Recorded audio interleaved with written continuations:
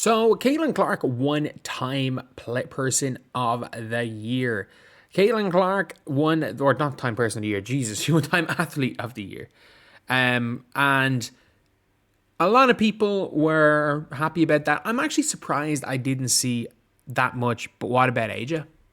I'm actually surprised I didn't see that much whataboutisms from people over on the Twitter app, but she went and won it.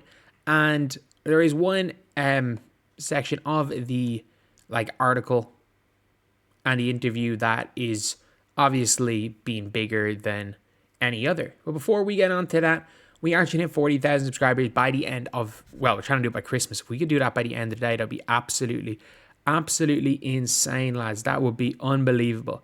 We are trying to hit that. We're on 39,972. We're going to be so close.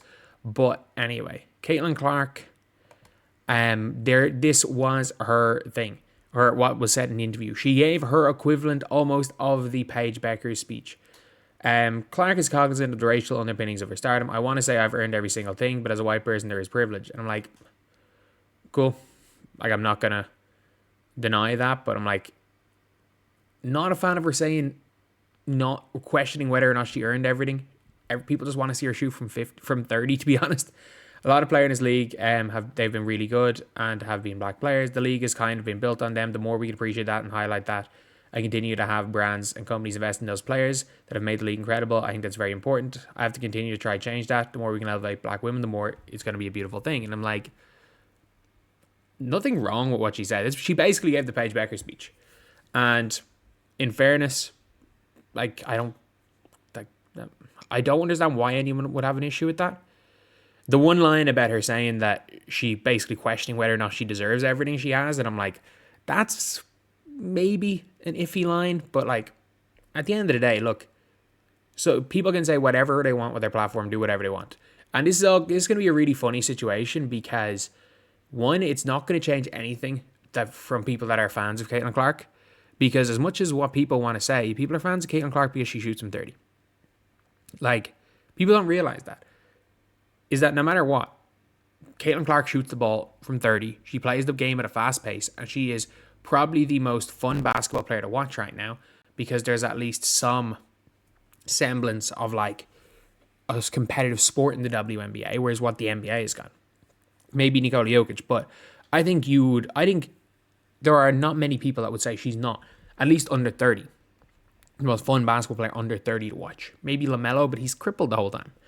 So it's going to be very, very funny that obviously this speech came out and it is her equivalent of the Paige Becker speech. And obviously people are going to be saying it's Paige Becker's, the reason why people are like, oh, these people like Paige Becker's and not Caitlin is because of the speech. And I'm like, I can guarantee you the same people like Caitlin Clark. Because, by the way, if you guys didn't see, this is not the right page. Do I have the basketball reference page up? I don't. But there was a basketball reference page today, by the way. Today. And it was about who is the most viewed WNBA player in every state. And in all 50, it was Caitlin Clark. And the same people, even after she gives the Paige Becker speech, the same people are, again, crying the same nonsense about Caitlin Clark. So the reality is I don't know why anyone, anyone who has an issue with what she said, I don't know why anyone would have an issue. The reality is that a high tide rises all boats, whether that's Caitlin Clark, whether that's the other players, and I think she knows that as much as anyone.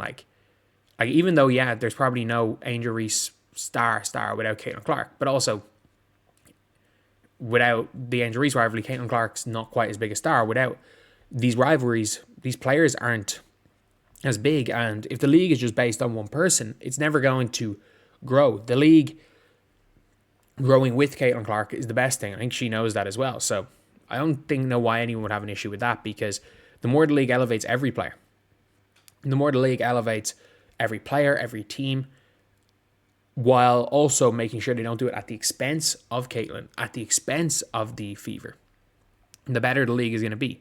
What the Lakers and Celtics in the 80s, what the Bulls in the 90s. And I don't know what the hell's happening in the modern NBA. I genuinely don't. But is the blueprint for growing a league. And it is still going to be really funny though, because the people that always use the ESPN speech as the reason why they disliked Caitlin Clark but liked Paige Beckers, those same people are not going to change their mind. They're going to move the goalpost again and give another reason. And at least with this now, those people can't give that reason anymore. So now it's going to be a case of they have to just admit they just dislike Caitlin Clark because they dislike her. Simple as that. At least we're going to see that right there. And yeah, the whole Time article was really, really interesting. Like, I'm going to make multiple videos on it because I think there's enough points in there.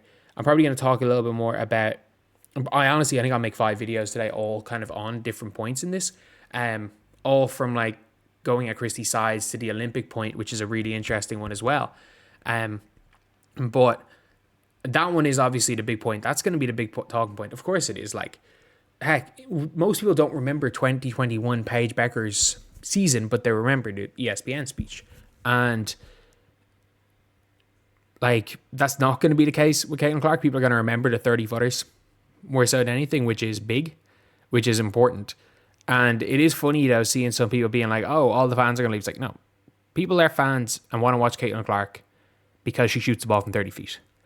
And I think coming into next season, when the hype is still as big, if not bigger, to go and watch her play in June or in April, May, whenever they play, than last season, I think people realize, okay, all the other nonsense that we attributed to her growth, and the reality is she just shoots the ball from further than anyone else, plays faster than anyone else, and is the best guard in the WNBA as a rookie. But anyway, yeah, that is the video. Let me know what you guys think in the comment section below. Do you guys agree? Do you guys disagree? And heck, I don't see, even if you are pissed off at that, I don't see anyone like, no, I don't think anyone's going to stop watching basketball based on that. At the end of the day, like, if a person's, like, people don't watch people play basketball because they like them as a person. They like watch people play basketball because they like watching them play basketball. Like, I'm sorry, it's quite boring watching somebody who plays the sport in a boring way, regardless of whether or not you like that person. But either way, yeah, I don't think it's going to really change anything. And the people that were supporting Caitlin Clark are still going to do it.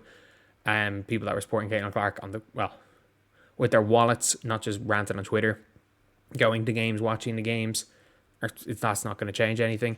And people that hate Caitlin Clark are still going to hate her.